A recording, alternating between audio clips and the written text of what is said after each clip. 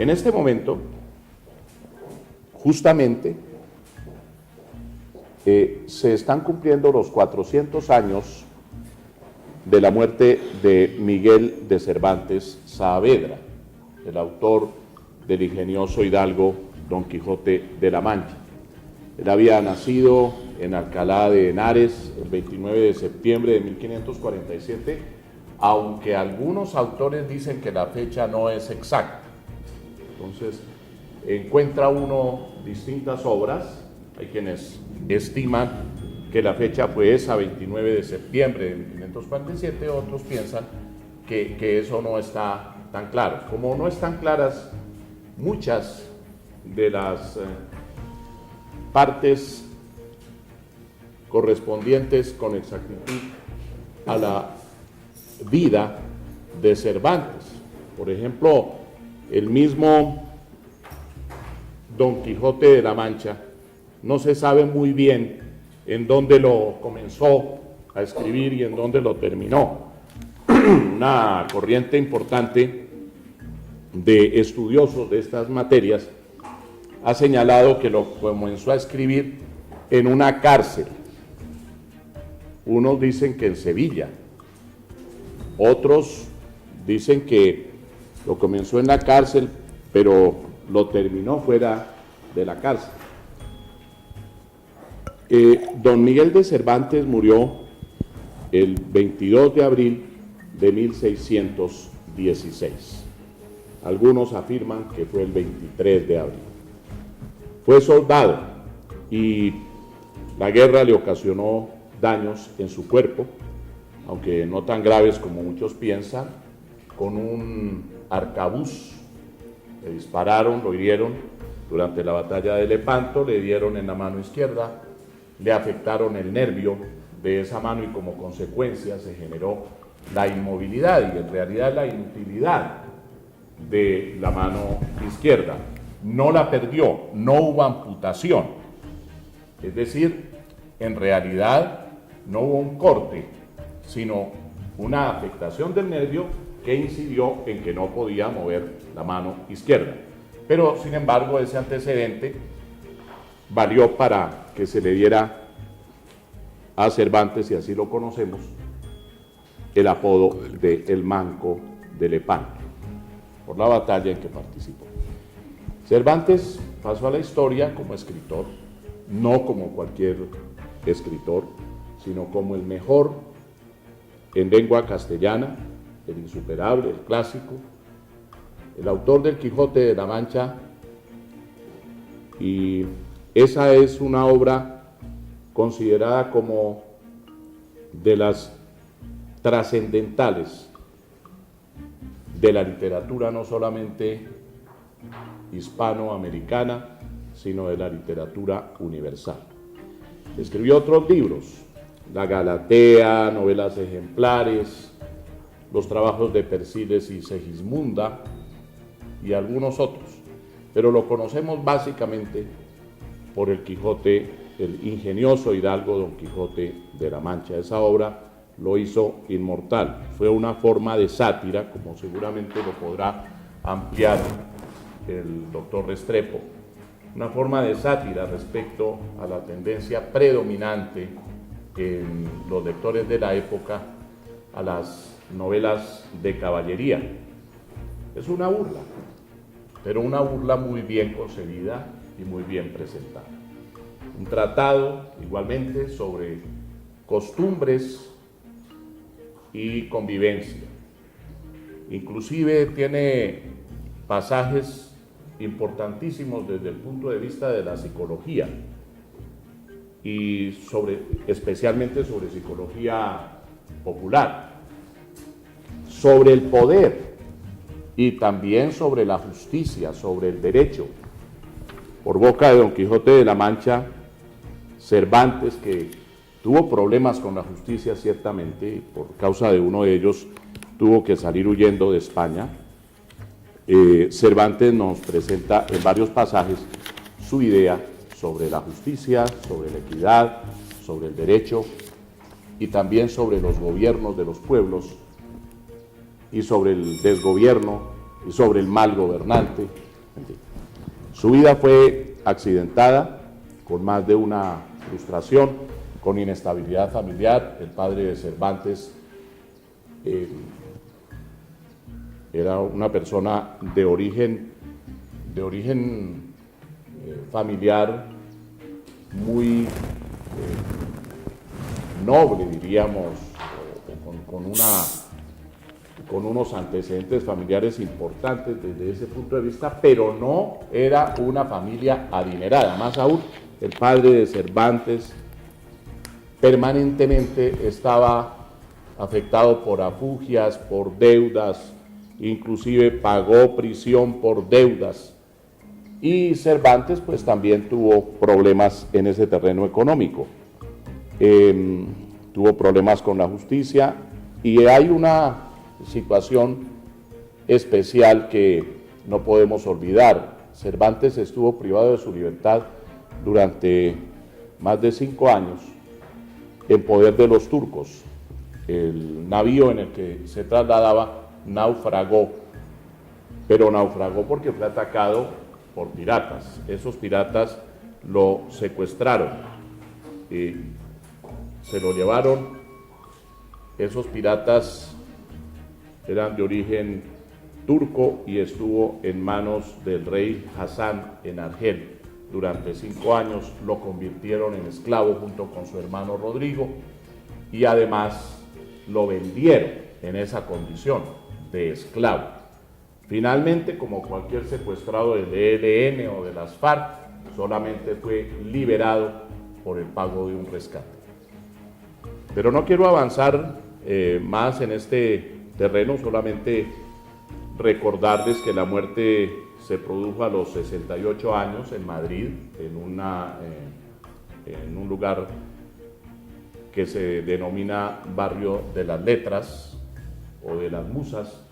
Fue enterrado allí en Madrid. Él quiso que lo enterraran en el convento de las Hermanas Trinitarias Descalzas, pero pronto lo trasladaron el cadáver a un templo más grande cerca del sitio, pero bien pronto comenzó una polémica acerca de si realmente el cuerpo de Cervantes está allí o no está, y ha habido numerosas opiniones también, porque dicen que los huesos que trasladaron se confundieron con los huesos de otras 17 personas que se encontraban allí enterradas, y con el traslado como que se confundieron esos huesos, y finalmente hay quienes sostienen que los restos de Cervantes no se encuentran en ese sitio en Madrid.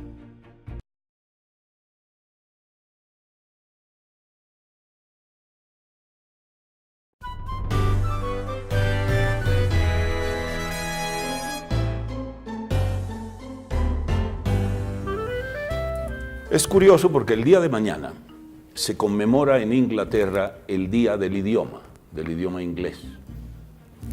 Y en los países de habla hispana hablamos de que el 23 de abril es el Día del idioma castellano.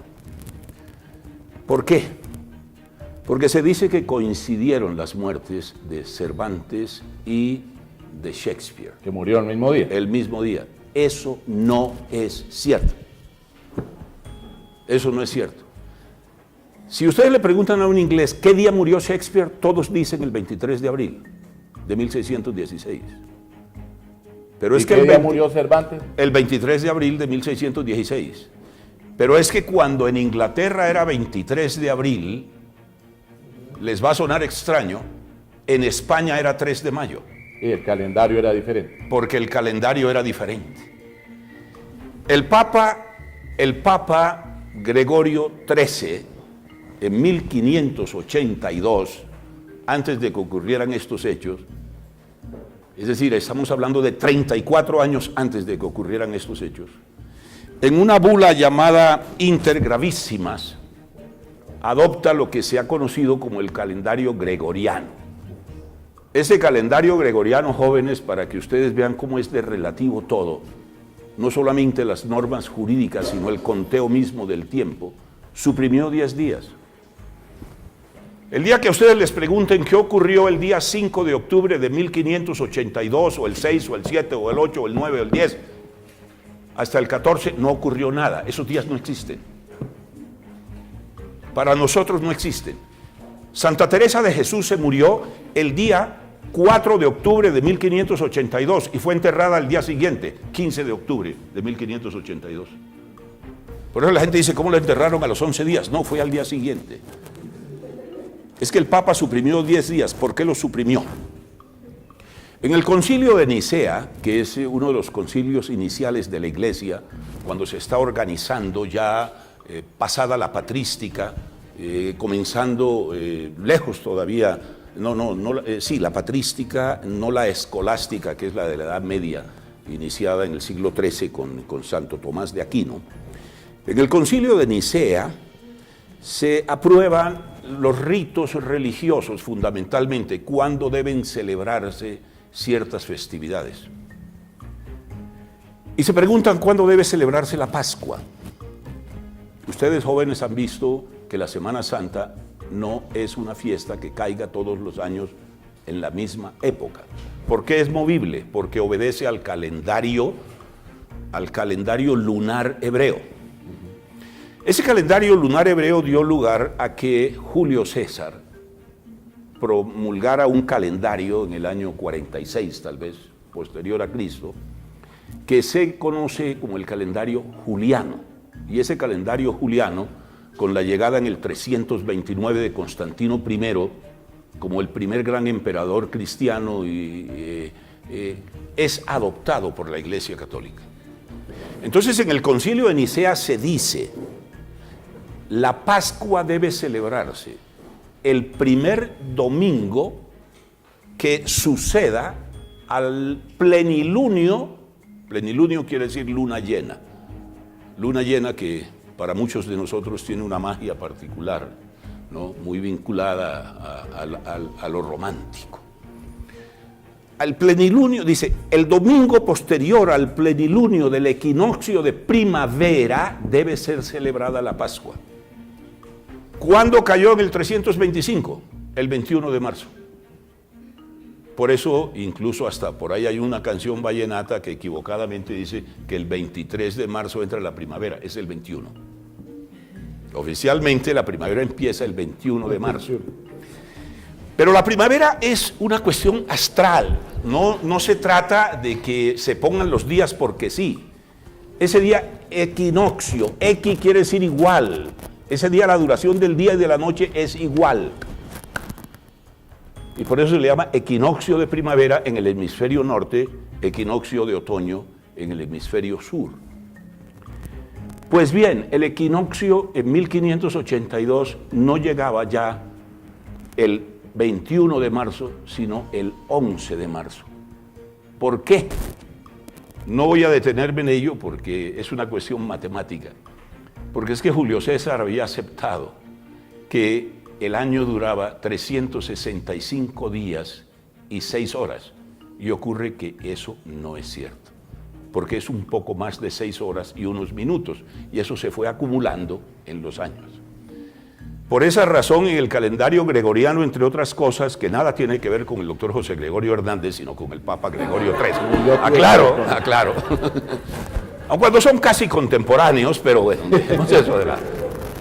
El Papa Gregorio toma una serie de decisiones. Una de ellas es que los años terminados en doble cero no serán bisiestos a menos que sean múltiplos de 400. Por eso el año 1600 fue bisiesto, pero 1700 no lo fue, 1800 no lo fue, 1900 no lo fue, 2000 lo fue. Y ustedes que van a ver, cuando veamos todos cambiar dentro de 86 años el nuevo siglo, doctor, tenemos que prepararnos porque el año 2100 no será bisiesto. En el año 2000, la Academia Noruega hace un estudio, la Academia Sueca, perdón, hace un estudio sobre los premios de literatura para la llegada pues del tercer milenio. Le preguntan a todos los premios Nobel de literatura vivos en el momento, de todos los distintos idiomas. Dicen, ¿cuáles creen ustedes que son las 100 mejores novelas escritas en la historia? Y le preguntó también a los profesores de literatura de las universidades más connotadas del mundo. Para orgullo de nosotros, los hispanoparlantes, la novela escogida como la mejor de todos los tiempos fue Don Quijote de la Mancha. ¿Cómo se están ustedes perdiendo de esa oportunidad? Es decir, ¿cómo es posible que en las academias alemanas estén estudiando el Quijote? Les voy a dar un dato. Sigmund Freud aprendió a leer español para leer el Quijote. Lo dice él en sus notas autobiográficas. Y en el mundo en este momento, o por estos días, como se está celebrando simultáneamente un año más de la muerte de Shakespeare, igualmente se celebra en todo el mundo el aniversario de la muerte de Cervantes. Sí. Y en los distintos idiomas, es decir, no solamente, como decía al comienzo, es una obra que tiene una repercusión inmensa en nuestra lengua castellana, que es aquella a la que se refiere nuestra Constitución, no a la lengua española, sino a la castellana. Castellana, claro. En el mundo, en los distintos idiomas, también pues ha sido traducida, no sé cuántas traducciones tiene, creo que no hay idioma en el que no esté el Quijote de la Mancha. Pero bueno. El dato es que es la obra más publicada en el mundo después de la Biblia. Es el Quijote. Después de la Biblia, la obra más publicada en todo el mundo ha sido el Quijote. ¿Pero qué es el Quijote esencialmente? A ver, comencemos por una expresión. El ingenioso Hidalgo. Hidalgo. ¿Por qué Hidalgo? Se hablaba en la época de hijosdalgo. Hijosdalgo. Que eran los hijos de personas de prosapia o de origen familiar importante. Se les llamaba también... Que eran los hidalgos. Se les llamaba también gentilhombres y por eso el gentleman inglés. Claro. Y luego se les llama caballeros porque iban a caballo, los otros iban de a pie, porque no tenían con ellos, y por eso el lenguaje que usan los caballeros, que es el culto, se llama lenguaje ecuestre, equus, caballo, como pues, hablaban los que iban a caballo. Es claro. Un caballero enloquecido por la lectura de las novelas de caballería, claro. Que las había leído todas. Ahí va la cosa, yo creo que... había enloquecido. Alonso Quijano, que era como supuestamente... Era el verdadero nombre, Alonso Quijano. Alonso Quijano se dedica a qué? Termina, y voy a referirlo a la época actual de ustedes jóvenes, termina siendo víctima de su época. Una vez dijo Voltaire, qu'il n'y a pas l'esprit de son âge à tout le malheur. El que no tiene el espíritu de su época tiene todas las desdichas de su época. Lo primero que uno tiene que hacer es entender a su época. La gente que hoy se resiste, por ejemplo, a usar computadores, no tiene nada que hacer, no está entendiendo la época actual. En la época de Cervantes había algo que atrapaba a los muchachos, no eran precisamente las tablets, eran las novelas de caballería. No había televisión, no había radio, no había telenovelas. Entonces los muchachos se dedicaban a leer las novelas de caballerías. ¿Y qué eran las novelas de caballerías? Novelas fantasiosas donde un hidalgo, donde un hombre impoluto iba por el mundo desfaciendo entuertos, como se dice en el Quijote. Resolviendo problemas, haciendo justicia, claro. Castigando a los malandrines y también conquistando a las damas hermosas. ¿Y usted por qué se acordó de ese punto en concreto? Porque así era. Bueno, muy bien. Defendiendo a las doncellas, además. Y entonces, ¿qué hace Cervantes? Cervantes, perdónenme la expresión vulgar, era un mamagallista completo. No crean que eso lo creó Gabo. Hay un momento en que Cervantes, cuando el Quijote va a comenzar sus aventuras luego de los molinos de viento, dice, y un día llegará ante mi Dulcinea del Toboso el gigante Caraculiambro. ¿Cara de qué? El gigante Caraculiambro y le dirá, yo soy señora el gigante Caraculiambro, vencido en singular batalla por el nunca como se debe alabado caballero Don Quijote de la Mancha. Y algo a lo que yo me voy a referir particularmente es el gobierno de Sancho en la ínsula de Barataria. Ínsula es isla. ínsula de barataria, de las cosas baratas. Donde Hasta los todo nombres. era más barato. Sí, donde Bueno, todo era sin importancia. pero hablando de Dulcinea, era una campesina sencillamente. Aldonza Lorenzo. Alonso Quijano, que consideró necesario Claro. convertirse en un caballero Claro. y que merecía que fuera distinguido con ese nivel y para ir por el mundo a deshacer entuertos, también tenía que tener Su dama. a su dama, a su novia, y se fijó en esta Aldonza Lorenzo, que era el verdadero nombre Aldonza Lorenzo.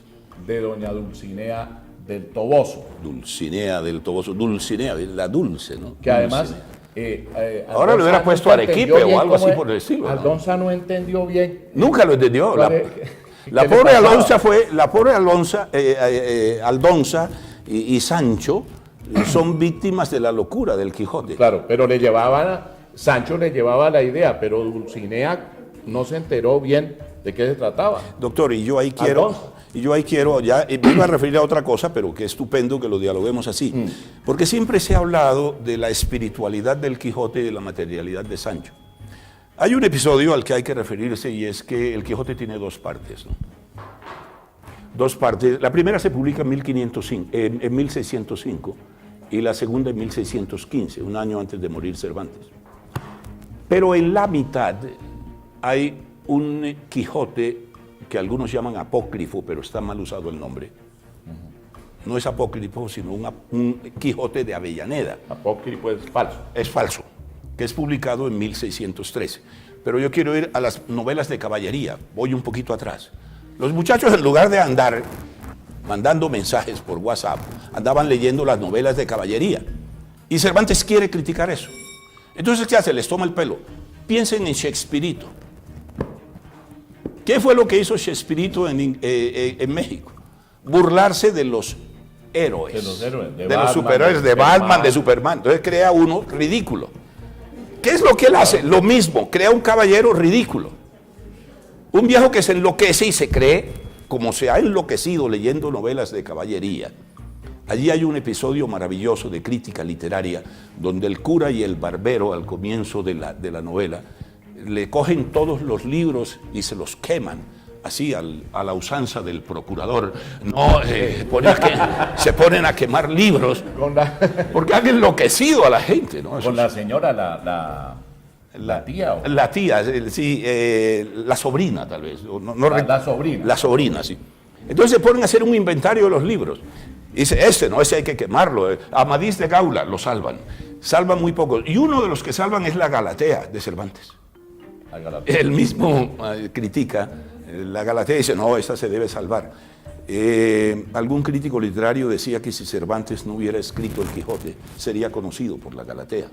Yo creo que sería conocido por las novelas ejemplares. Sobre todo hay dos que a mí me gustan mucho, que son La Gitanilla y El licenciado Vidriera, que es sobre un abogado. Ahorita podemos referirnos ligeramente. Mire las que conforman las novelas ejemplares. La Gitanilla, El amante liberal, El Conete y Cortadillo. Y El licenciado La Vidriera. española inglesa. Sí, son 12. El licenciado Vidriera, sí. La fuerza de la sangre, El celoso extremeño, La ilustre fregona, Las dos doncellas, La señora Cornelia, El casamiento engañoso y El coloquio de los perros. Realmente son imitación de la naciente novela italiana, que eran novelas muy cortas. Entonces él escribe 12 novelas ejemplares, pero hay 4 de ellas que son consideradas las más idealistas, entre ellas El celoso extremeño. Él estuvo en Italia durante mucho tiempo. Cuando tuvo ese problema con la administración de justicia, que lo estaban persiguiendo para meterlo a la cárcel, Cervantes sale de España, se va para Italia y se pone a estudiar literatura. Literatura italiana, por supuesto. Y obviamente él entra en contacto con ese tipo de literatura. Pero ya tenía en la mente esta necesaria crítica que para el momento resultaba indispensable.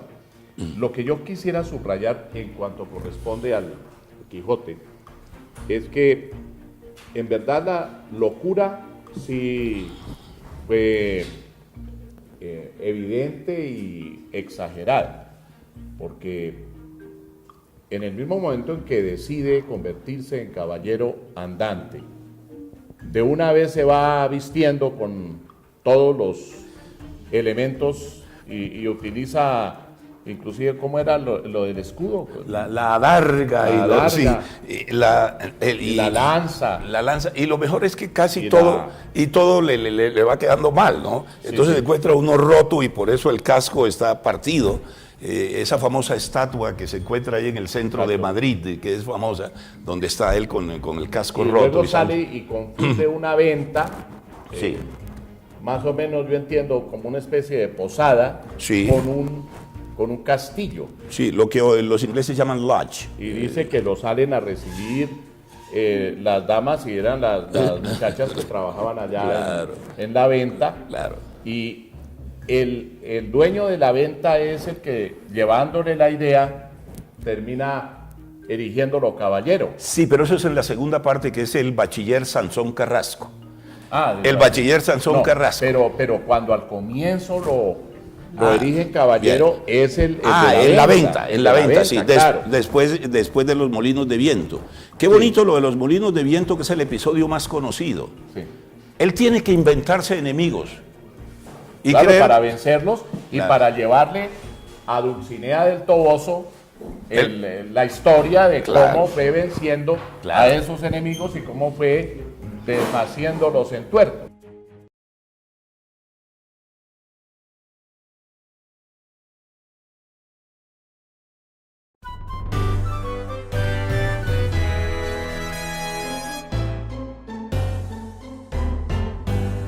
Pero qué linda la época que estamos viviendo. Fíjense, Cervantes tiene que inventarse enemigos. Tiene que pensar que los molinos de viento son gigantes. Nosotros estamos viviendo en una época donde no tenemos que inventarnos los problemas están ahí y de pronto tenemos que también vestirnos de caballeros con el idealismo de Cervantes, del Quijote, para desfacer los entuertos de esta época actual. Pero yo quería referirme... administrar justicia. Administrar justicia. Yo quería referirme a los dos momentos estos. Siempre pensamos en el Quijote, lo ideal, Sancho cuidando las alforjas, el dinero, pero eso es al final mentira. ¿Por qué escribe Cervantes la segunda parte? Porque en 1513, un señor, Alonso Fernández de Avellaneda, también se ha cuestionado si ese nombre era real, parece que era un cura, que era cura en Avellaneda, pero realmente no era de apellido Avellaneda. ¿Pero era cura? Era cura.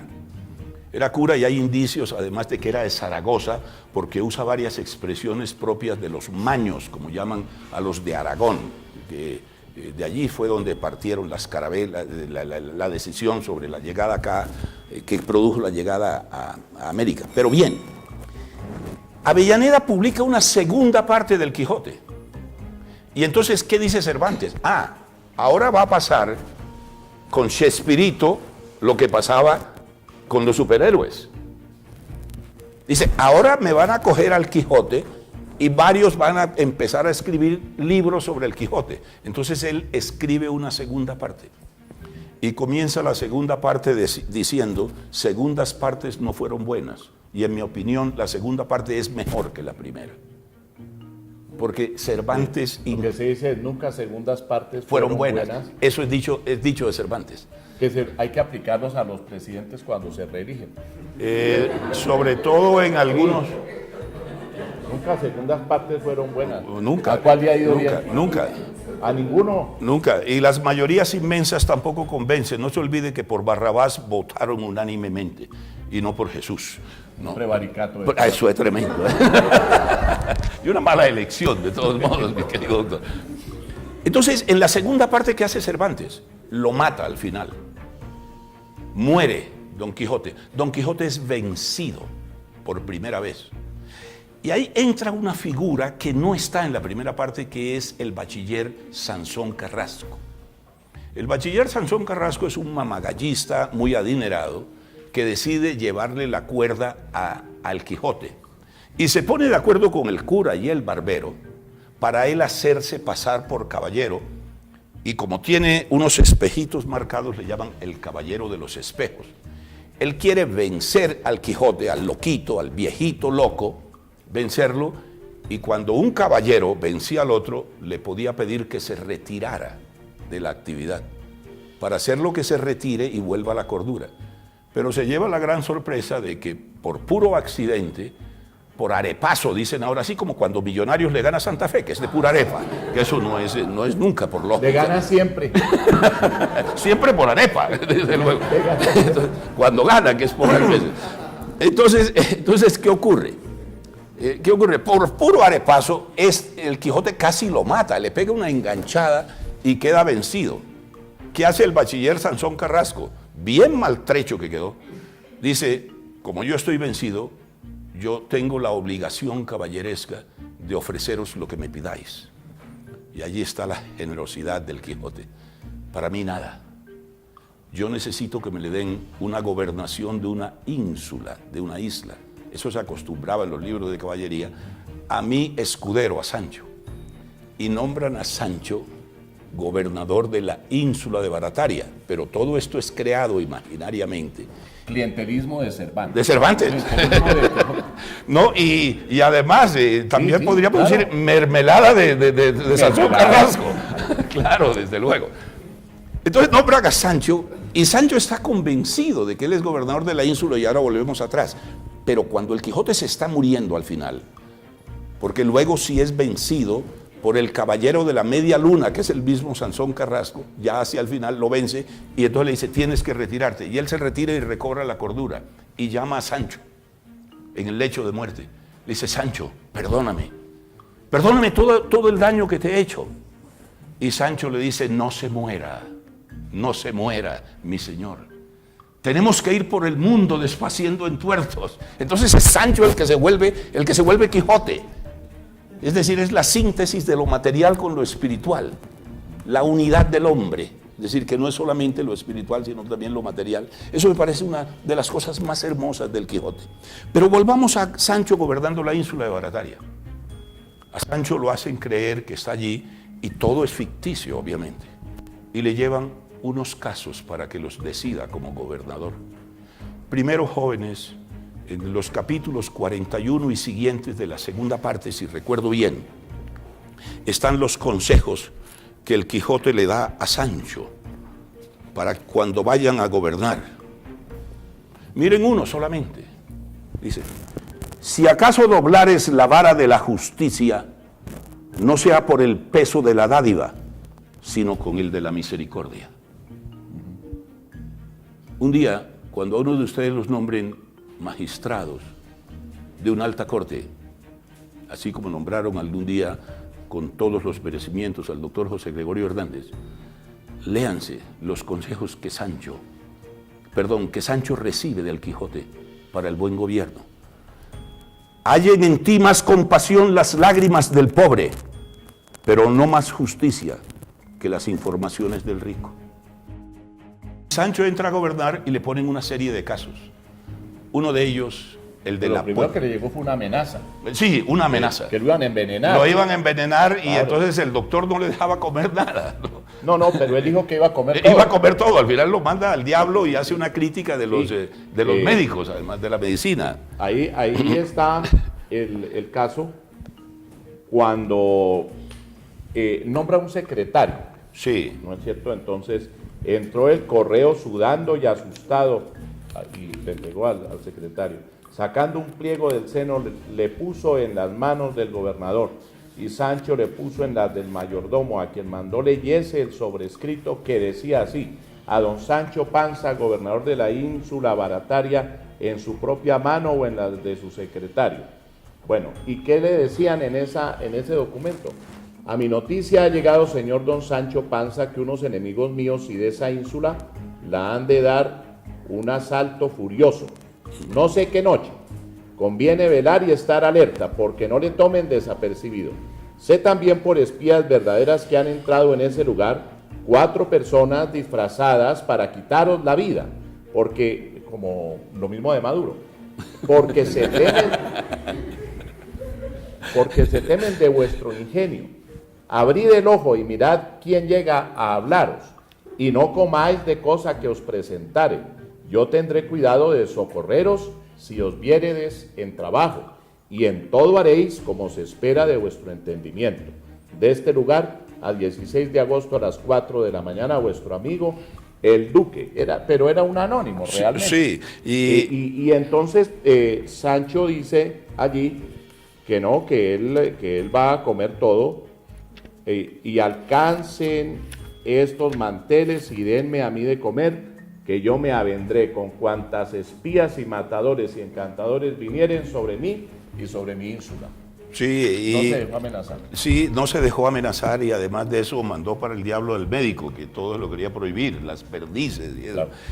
Pero a mí me interesan mucho los casos que le someten a Sancho. Voy a hablar del el último de ellos, que fue el de La Puente. Puente era femenino entonces, un puente, no se decía uno, sino una puente. Le dicen a Sancho como gobernador, le dice, a la entrada de esta ínsula hay una puente, un puente. Y hay un letrero que dice, todo el que vaya a pasar el puente debe afirmar a qué viene. Si dice verdad, se le dejará pasar. Pero si miente, morirá en esta horca. Y ahí está la horca. Y si, ¿cuál es el problema? Dice, no, el problema es que este hombre que traemos aquí, le preguntaron, ¿usted a qué viene? Y dijo, a morir en la horca. Ese es el mejor ejemplo de una aporía.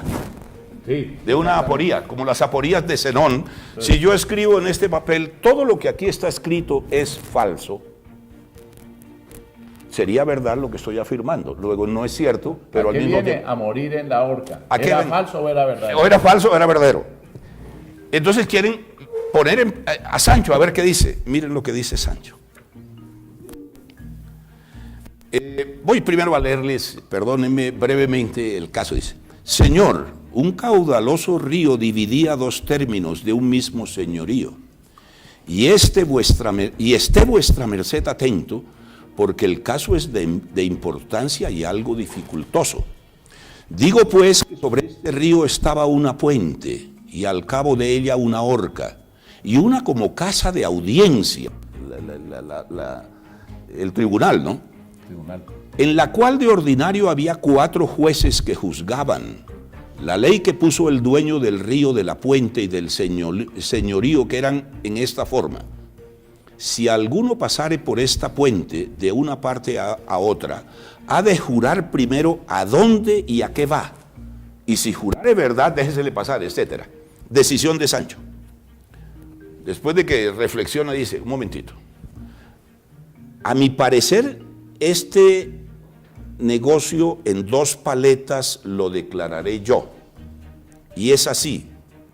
El hombre que jura que va a morir en la horca, y si muere en ella, juró verdad. Y por la ley puesta merece ser libre y que pase la puente. Y si no le ahorcan, juró mentira. Y por la misma ley merece que le ahorquen. Luego de que hace otra reflexión, dice, venid acá, señor buen hombre, le llama. Respondió Sancho, este pasajero que decís, o yo soy un porro no es lo que ustedes están imaginando ahí, claro, porro era tonto, ¿no? Este pasajero que decís, o yo soy un porro, o él tiene la misma razón para vivir que para morir y pasar la puente. Porque si la verdad le salva, la mentira le condena igualmente. Y siendo esto así, como lo es hoy, soy de parecer que digáis a esos señores que a mí os enviaron que, pues están en un fil, las razones de condenarle o absolverle, que le dejen pasar libremente, pues siempre es alabado más hacer bien que mal, y esto lo diera firmado por mí en nombre, etc. Es decir, toma la solución que tienen que tomar los jueces. Cuando no hay salida, hay que buscarle la salida de la justicia. Dice, la vida es más importante que la muerte, déjenlo pasar. Pero en la duda, Indubio pro reo. falla lo favorable. Claro, claro. Resuelve aquello que beneficia al reo.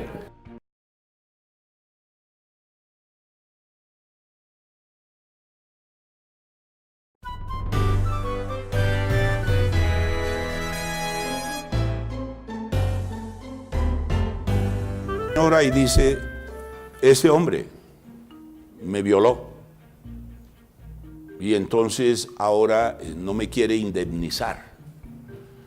Y Sancho dice, ¿y tú qué tienes? Siempre oyendo las dos partes, ¿tú qué tienes que decir a tu favor? Dice, no, yo venía por el camino y esta mujer me invitó a yogar con ella.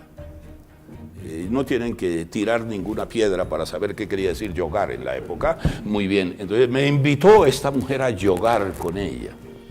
Y después de que yogamos, ha querido que le dé unas monedas de oro y eso no estaba convenido. Ya yo le había dado su paga inicialmente. ¿Qué decide usted, señor gobernador? Y entonces él le dice al hombre, le dice, ¿qué traes en esa bolsa? Dice, 20 monedas de oro. Te ordeno que se las entregues a ella y vete tranquila y sigue cuidando de tu honra. Cuando la mujer sale, le dice Sancho al hombre, ve y quítale la bolsa. Y él se va feliz porque estaba llorando de que le habían quitado el dinero, a quitarle la bolsa a la mujer. Media hora después llegan él cogiéndola por acá y ella por acá y ella con la bolsa. Y entonces ella le dice, señor gobernador, este hombre ha querido ahora quitarme la bolsa que vos le ordenasteis que me entregase. Y le dice Sancho, devuélvele la bolsa. Si hubieses puesto en el cuidado de tu honra tanto vigor y tanto afán como el cuidado de la bolsa, este hombre nunca te hubiese podido violar. No, es un dato muy curioso. Claro. El de las caperuzas, ¿lo recuerdan? Las caperuzas. Es también una decisión injusticia para la gente desconfiada, sobre todo. Un sastre, un hombre le manda a decir al sastre que le haga una caperuza, pero le entrega un pliego de tela. Y entonces él dice, pero yo creo que esa tela es mucha para una sola caperuza, no me podrá hacer dos. Y el sastre le dice, sí, yo le hago dos si quiere. Entonces dice, si me va a hacer dos, de pronto alcanza para tres, ¿no? ¿Y por qué no me hace tres? Bien, le hago las tres. Y sigue con la desconfianza. No, mejor, no alcanzará para 4, hasta que llega a 5. Y entonces el caso llega porque le trae unas caperucitas tan pequeñas que se ponen en los dedos. Y él dice, pero esto es un fraude. Yo entregué mi tela para que me hicieran caperuzas, pues, ¿verdad? Y y él dice, pero es que él exigía que fueran 3, 4 o 5. Entonces la decisión, recuerda, la decisión es una decisión en equidad, en conciliación. Dice, bueno, el asunto es muy sencillo. Usted pierde el tiempo de la hechura y usted pierde la tela, ¿no? Busca una solución conciliada. Miren ustedes las imágenes de todo lo que Sancho está resolviendo. La filosofía jurídica alemana hoy habla del Volksrecht y del Juristenrecht. Volk es pueblo, Volkswagen es carro del pueblo, Folklore es lo que el pueblo hace. Volksrecht es el derecho del pueblo, Juristenrecht es el derecho de la justicia. Sancho nos da esos ejemplos de cómo aplicar el derecho del pueblo, el sentido común, más allá de las normas, la equidad, la justicia, más allá de lo que dice el artículo 230, de que los jueces en sus providencias solo están sometidos al imperio de la ley. El artículo 2 de la Constitución, que usted conoce perfectamente, dice que uno de los fines del Estado es el logro de un orden justo, no de un orden legal. Lo dice desde el preámbulo. Exacto. Luego la justicia es más importante que la legalidad. Un orden justo. Pero hay que subrayar, Cervantes no era abogado, no tenía una formación jurídica como la que ustedes están adquiriendo. Y sin embargo, es verdaderamente asombroso encontrar a lo largo de toda la obra del Quijote de la Mancha y en las novelas ejemplares también, numerosos elementos que implican el conocimiento de lo que es la justicia, la seguridad jurídica, la equidad, el debido proceso, el derecho de defensa, la proporcionalidad. Hoy en la jurisprudencia de la Corte Constitucional encontramos el principio de razonabilidad y el principio de proporcionalidad. Pues son muchos los capítulos del Quijote en donde se habla precisamente de esos conceptos con una gran precisión, en donde se toman decisiones cuando le dan los consejos a Sancho Panza, por ejemplo, o cuando el propio Sancho Panza los aplica, se refiere a la razón, en el sentido de que las decisiones de un gobernante no se pueden adoptar de espaldas a la razón o para producir unas consecuencias que vayan a perjudicar a los gobernados.